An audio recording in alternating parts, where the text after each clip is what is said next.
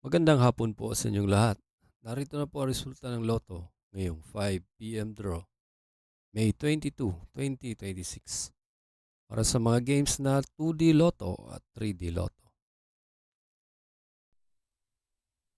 Kung bago ka pa lang sa aking channel, pwede kang mag-like, share, at subscribe para updated kayo sa mga PCSO lottery results araw-araw.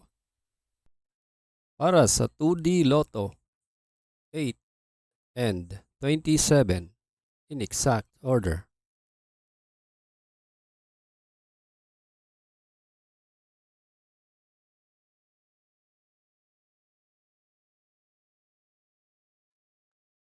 Para sa 3D Lotto, 0, 0, and 3 in exact order.